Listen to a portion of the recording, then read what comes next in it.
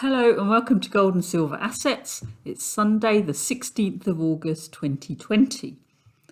YouTube have just informed me that I'm actually eligible to have a membership area on my channel. And so I thought this might be a good opportunity to produce extra content for those that are interested without those pesky trolls being around. So in terms of the membership site, I'd like to try and tailor it towards the members themselves. So, if there's people who are newbies who are interested in learning some of the basics of technical analysis, or we can talk about various aspects of economics and charts, whatever you guys are interested in. Let's see where that goes.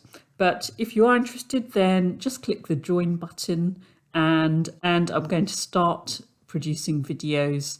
Hopefully the first one should be out by Wednesday at the latest. One of our viewers asked what factors may cause the price of gold to drop substantially. What could possibly go wrong with a gold investment? Well, before we continue, I should point out that I am long-term bullish on gold, and my previous videos have made the case for gold. I also should point out that I don't have any particular attachment to gold, unless of course it's in jewellery form. I'm very attached to my gold earrings, of course. But basically my goal has been wealth preservation and profit, and that research towards that goal is what's led me to precious metals. However, remember that every investment has its risks, and there's no such thing as certainty when it comes to the markets. Therefore, I think it's really important to look at investments from all angles so that you're fully informed of the risks, and that will also help you determine the degree of asymmetry of the trade. So today I'm going to talk about the factors that might be detrimental for the gold price. So we'll start with the topic of manipulation. This is a topic that a lot of people love to talk about, and in particular the trolls do get wound up with red faces and steam coming out of their ears.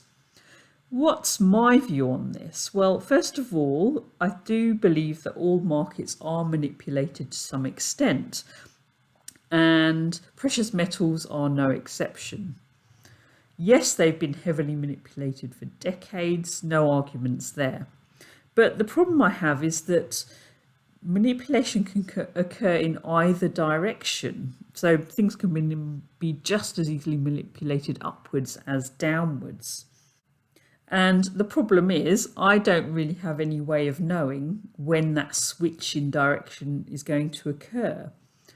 So if we look at this chart of the gold price from the 1970s to the present day, yeah, we could say that price had been suppressed here. But then, what happened here? Price went up substantially. And, did the manipulation suddenly stop here and then took a break and then restarted over here? Or is it that this is just, although the price has gone up, it hasn't gone up as much as it should have gone up? The other thing is that at this time point over here, was the study of manipulation able to tell you that the manipulation was going to kick in again to push the price down? It's very easy to say it in retrospect, but was it able to tell us prospectively? So for me, getting wound up about the markets being manipulated doesn't really get me any closer to my goals. Having said that, yes, manipulation of the paper price of gold is a risk, and it is one that we must bear in mind. But then again, just because the paper price of gold is suppressed, it doesn't necessarily mean that the physical price will also get dragged down with it, depending on the market conditions, of course. As we've already seen recently, a disconnect can occur between the paper and physical price. Next, I think a factor that is a very real risk and that is the factor of confiscation, which can occur in a few ways. And when I'm talking about this, I'm really talking about the physical bullion here. So firstly, there is illegal confiscation, also known as theft. So enough said about that. Next, if you store your physical gold in a bank-owned storage facility, then that is going to be at risk in the event of a bank bail-in, which we discussed last week. And so you can actually avoid that risk by storing in a non-bank facility. But then, of course, you've got another form of legal confiscation, which is by the government, and that can occur in two ways. So it could occur directly, like it did in the 1930s, when people were threatened with jail if they didn't comply. Although it's possible that this can occur, though, I do think there's a low probability of this happening. But what's much, much more likely to occur is confiscation via taxation. And I think that this is probably the biggest risk of all for gold owners. So what's to stop them from slapping a 90% tax on all bullion sales? An important factor in driving the gold price is real interest rates. And remember that the real interest rate is the nominal interest rate minus inflation. The other thing to note is that the real interest rate is highly negatively correlated to gold price. And in fact, one of our viewers calculated this correlation to be minus 0.89. So that tells us that's quite a strong correlation. So what we'll see is that whenever real interest rates shown in blue here move in a positive direction, so that means upwards, then the gold price shown in gold here moves downwards, as we saw here. More recently, we had a very sharp spike upwards in the real interest rates, and again that was associated with that spike downwards, although it was quite brief. And since then, we've seen real interest rates go deeply negative, and it went below minus 1% recently. And that coincided with this recent rise in the gold price. So what could push the gold price down would be a upwards move in the real interest rates. And what are the scenarios for this to occur? Well, that would include a case where, for instance, the nominal interest rates remain static or go lower, and we also get deflation. So that's what would push the real interest rates upwards. Another possible scenario is if the Federal Reserve lost control of interest rates, and so the nominal interest rates go up, however, inflation rate remains low. So that combination would also cause real interest rates to go up. Now, my video on the trigger for the next commodities boom explains why I think significantly positive real interest rates seem quite unlikely. And in fact, I think it will actually go deeply negative, much more negative than we have been recently. A decrease in the currency supply would also be negative for the gold price. And we have a real world example of this that happened during the US Civil War, when the government issued a fiat currency called the greenback. This was legal tender and was not backed by gold. As they were issued in increasing volumes between 1861 and 1865, you can see that the gold price rose quite substantially, and that reflected devaluation of the greenback. At the end of the war in 1865, the US Treasury actually sold their gold in exchange for the issued greenbacks until all of the dollars had been redeemed. And that's what caused this big drop in the gold price.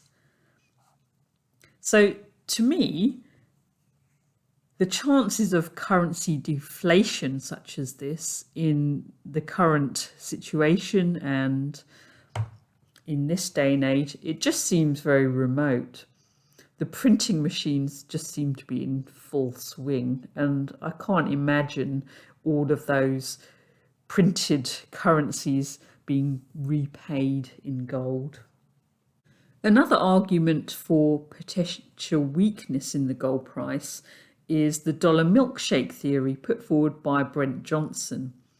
And this theory centers around the idea that the demand for US dollars will exceed the supply, causing the US dollar to strengthen significantly.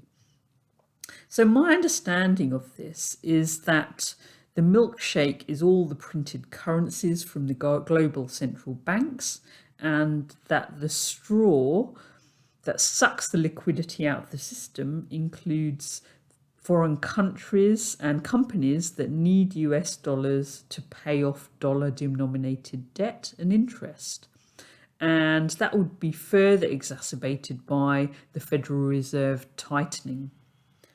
Now, this is quite a complex topic because there's so many moving parts, and it's certainly worth listening to Brent and some of the debates that he's had with other people.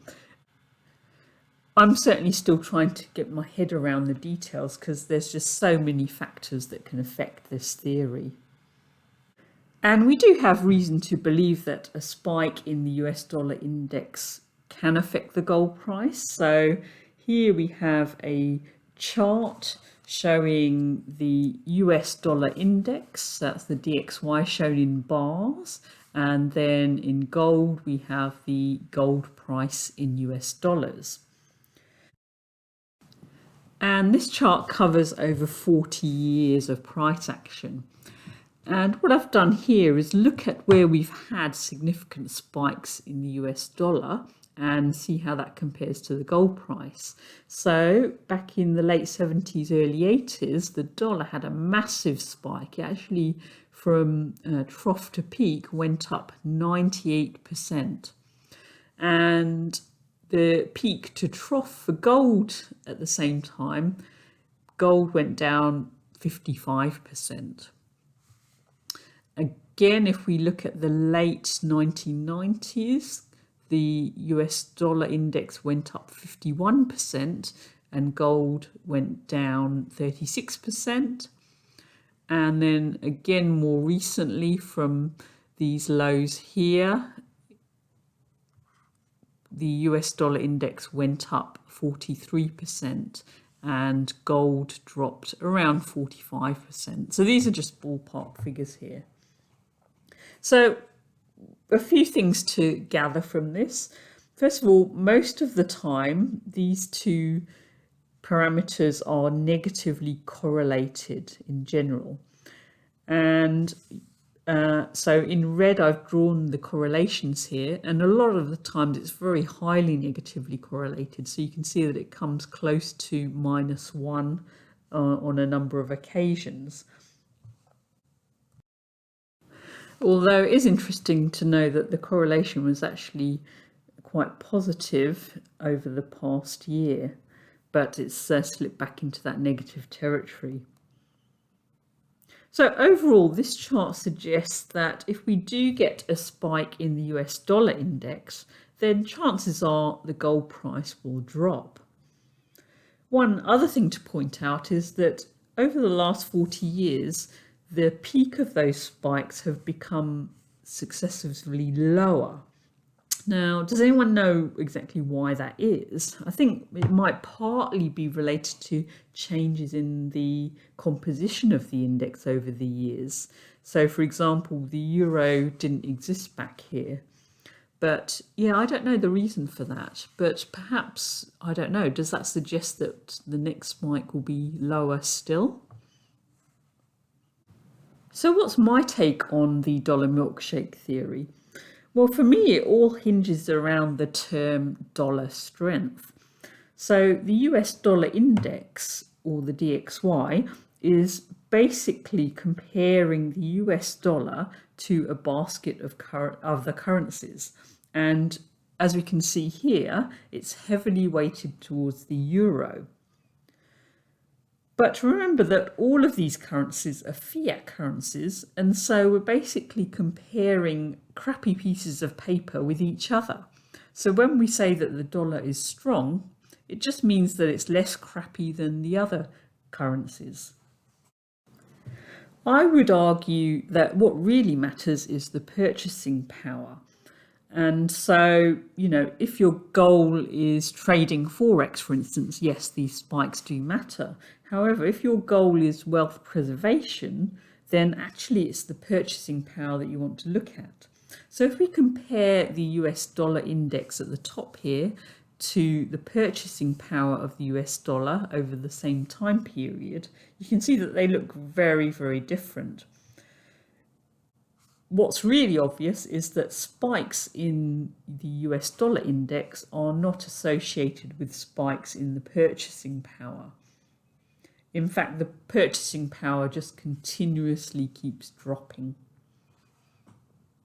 If we compare the purchasing power of gold to that of the US dollar, we can see that in the pre-fiat era, both moved together. So at the top here, we've got the purchasing power of gold in the US over here. And then at the bottom, I've tried to line up the purchasing power of the US dollar so that it fits around the same time scale. So as you can see, this shape of this graph before this red line, it looks the same here, doesn't it? The red line represents the full fiat era, and we can see that after that red line, the purchasing power of gold has gone up, whereas the purchasing power of the US dollar has continued to decline. So overall, for me, in a world where currency is being printed freely, a spike in the US dollar index and perhaps a short-term drop in the gold price doesn't actually matter to me, because for me, it's the preservation of wealth and purchasing power that's my goal. And as I said, it's a different story if you're doing short-term trading and, trading things like Forex and that kind of thing. And that brings us to the topic of alternative currencies. Now, historically, when a currency has failed or is failing, a brand new currency is rolled out. And as far as I know, whenever a failed fiat currency is replaced with another fiat currency, that second currency usually fails quite quickly. So in the event that one of the current fiat currencies gets replaced by a government-run digital fiat currency, I don't think that's going to be particularly detrimental to the gold price, because they're just simply replacing one fiat with another. I think that the case with cryptocurrencies is a little bit different. So the ones that are decentralized and not inflatable are effectively non-fiat. They certainly have non-fiat properties. Now, I know that this is a very polarizing topic and is a subject of a lot of heated debate in the gold community. There's a lot of anti-crypto people in the gold community. My view is that there is room for both gold and cryptocurrencies, and I don't think that cryptocurrencies will necessarily be particularly detrimental to the gold price per se. This chart shows the Bitcoin price in US dollars on the monthly scale, and I've compared this to the gold price. And below, I've also done a correlation coefficient. And we can see that the correlation is generally moderately positive, so it's around 0.6 at the moment. But bear in mind that this history is relatively short. In contrast, when we compare the Bitcoin price to the US dollar index, then we can see that it's actually more often strongly negatively correlated. So at one point it was almost -1 here. So from those two charts, I conclude that in general, Bitcoin seems to move more in line with the gold price than it does with fiat currencies. So as we can see, gold investment is by no means a dead cert, and there are risks associated with it, some of which I've outlined here. I don't know if you can think of any other risks out there, but the other thing to note is that some of these risks are more likely than others to occur. None of us know for certain how things are going to pan out. And so it's really important to understand what can go wrong and account for these possibilities when deciding on your portfolio allocation. Next up, the market update. Let's start with gold priced in US dollars on the daily scale. And we had an interesting week here. Remember last week we were talking about the concept of punishment, which we thought was coming because the rise in the gold price had been pretty high and steep. And yes, it was very exciting, but it's whenever things get heated and exciting that you want to be wary of things. And last week we had drawn these two trend lines, and I said that if it broke this one, we're looking at a target of this one here at about 1860 level. Well, I wasn't expecting it to happen so quickly. It did break and it went straight down there. So just 2 candles is all it took. And interestingly, it did bounce off that line. And I haven't moved these lines from last week. And so it does show that there is some merit in these lines. They're not certainties or anything, but it just gives a guide of where price may bounce. So we've had this bounce back, which looks a little bit weak to me. And the question is, where do we go from here? I know a lot of people are hoping for a next boost up. I'm thinking it's a little bit early for that. Remember that I do think we do have a target of over 2,500 based on the monthly scale patterns. But remember, we're not going to go directly there. There are going to be times when the gold price tries to throw people off. One of the reasons why I think price may dip it a little bit further is because of this. So if we look at gold, again priced in US dollars, but this time on the weekly scale, we can see that we have these 2 candles here, and this is what we call bearish engulfing. And for the newbies here, what that means is that we've got a green candle here, and the next candle is red and it engulfs that green. So basically the body of the candle is much bigger than the green one. And so that can indicate further downward moves to come. And it's not a certainty, but that can be something that's worth looking at. I think particularly since we've had all of these green candles, a couple of red candles are overdue. So what I think may happen is that we go back down here to retest that trend line. And there's a couple of possibilities here. I don't think we're just going to bounce and go straight up. We may well consolidate over here before making the next move. Or alternatively, and I think probably this might be more likely to happen, is a break of this line and a little bit more pain to come. Not sure of that, but that's just my feeling. If that does occur, I'm not going to be panicking at all, because even if we go up down to the 50 kind of level, we're still in a bullish uptrend on the larger time scales. Yeah. So in terms of where, if we do get a break in this line, where things are going to be, where the fall is going to be broken, is around this 1740 level. There's a kind of support zone basically at around the 1800 to the 1740 level. So somewhere around there, I think, is where a bounce may occur. And don't be too dismayed by this. Remember, I said I'm still bullish, and so this just basically gives things a rest.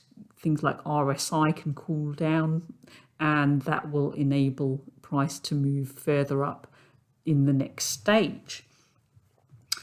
Another currency that I look at, so this is gold priced in New Zealand dollars, but I've also seen similar kind of patterns in the euro, the pound as well. So we've got this engulfing, bearish engulfing candles over here. And then the other thing to note is that, so I've drawn this upper trend line. I actually drew it when around here. So once we got this third hit, I felt a bit more confident of this line. And I've just watched it since then. And you can see that it bounced off 1, 2, and it barely came just about close to it over here as well. So this seems like a pretty good trend line here. And remember that we're at the top of this kind of widening channel here. And so if we've got that in combination with this bearish kind of candle, then, as I said, I think we're in for a little bit more downside. And here, in terms of where the bottom could be, I think there's a couple of options. One is around the 2,800, where we've got some support over here. And then, of course, there is every possibility we could actually hit this lower trend line at around 2,600 New Zealand dollars. Interestingly, so if that was to happen, I'd expect that to happen around mid-September over here. And that would then, I presume, bounce off there and make its next move upwards. But interestingly, if we look, a similar thing happened a year ago. So this was September 2019. And again, we bounced off of it, and then we just had a gentle decline downwards before moving upwards there. So let's just see what happens there. Moving on to silver, priced in US dollars on the daily scale. And remember last week we talked about this curvature here, and we were talking about it being a parabolic move, and we talked about the properties of those and when they end. And I mistakenly actually called it an exponential kind of increase in price, but actually some of our viewers pointed out that it's not exponential, it's actually a second order polynomial curve. And therefore, because it's not exponential, changing this to a log scale won't really affect it very much. And so that's why the log scale won't help us here. To use a log scale, you would want to see basically doublings in price at fixed time intervals here, which of course we're not getting. Anyway, I did do a bit more digging about parabolic curves just for my own interest really, but I came up with a few interesting observations, and so I'm going to talk about that in my first members video coming up. So as far as where price is going here, so I've drawn these two blue lines here, which represents an area of strong resistance, which dates back from all those years previously. And the thing to note here is that below this kind of level, we've got a lot of thin air, particularly between the $20 and $24 region over here. And so price can move quite quickly down through those areas. So here, what's happened is we've had this big break and price actually bounced back up into that resistance zone. Now, if we can stay within that zone, then there is some hope that we can break further upwards. But remember, that's quite a strong zone of resistance that we saw previously. And so if we do break below, go back below $26, and certainly if we go below 24, then I think we're looking for a target of around $21 before we have another stab at going back up through towards the $30 level. And just out of interest, I thought we'd look at the same chart but on the 4-hourly scale. And one of the other reasons why I think we might be in for a little bit more downside is that I've drawn this trend line, and you can see how it remained support for quite some time. But as soon as that support broke, we're coming up, and that's the point where we met with resistance and price turned around there. And of course, we've got the GDX, and we talked about this uptrend line, and interestingly, it broke. But not only did it broke big time. So we've got this sizable gap over here. And so that was a strong breakout downwards there. The other thing to note is that it happened on relatively high volume compared to the volumes that we've seen during the uptrend here. And so again, I think possibly we've got a little bit more downside with the miners here. How far down? Hard to say. The possible support areas are, there's some mild support at 37.50, but actually the strongest support is around the 32 level, because remember that the channel on the monthly scale is below that 32 level. So anything below that I would consider to be very cheap, bargain bucket territory. I don't know if we're going to get down there. Remember that we do have this gap here, and I think there's a tiny one over here. There's no guarantees that those gaps are going to fill. I just keep it in mind just because I've been burnt in the past where, you know, I've seen prices go up and I think, oh, there's no way that those gaps are going to fill. I just can't see a situation when that's going to happen.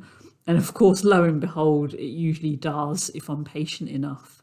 And so because I've been burnt with that, I just keep it in mind, but I don't use it as a hard and fast rule. We do have to consider a lot of other factors here. So possibly, you know, it could if price goes below this 37.50, then we could be looking at a bounce at the 32 level to resume the uptrend. So to end with, we have had a few viewers over the past few months ask me about my background. So look, I've got multiple degrees, some of which are from some of the world's top universities. However, none of those degrees are in finance. I have no training in finance or economics. And in fact, we wasn't even offered economics at school. So basically, I've spent years just learning about this stuff in my spare time. And I've got to credit all the amazing authors who've written books and who have spoken on the internet, and also all the data that's available on the internet. That's just helped me immensely. Anyway, I certainly think that I've put in at least 10,000 hours. Interestingly, though, it hasn't actually felt like work. I found it really fascinating and actually almost become obsessed by it. And the other interesting thing is that at no point have I ever thought, oh, this is getting boring. I've just remained interested and continue to learn more and continue to be interested. It's all fascinating stuff, I find. Anyway, that's it from me from this week. For members, we'll hopefully see you in a few days. For everyone else, see you next week. Bye.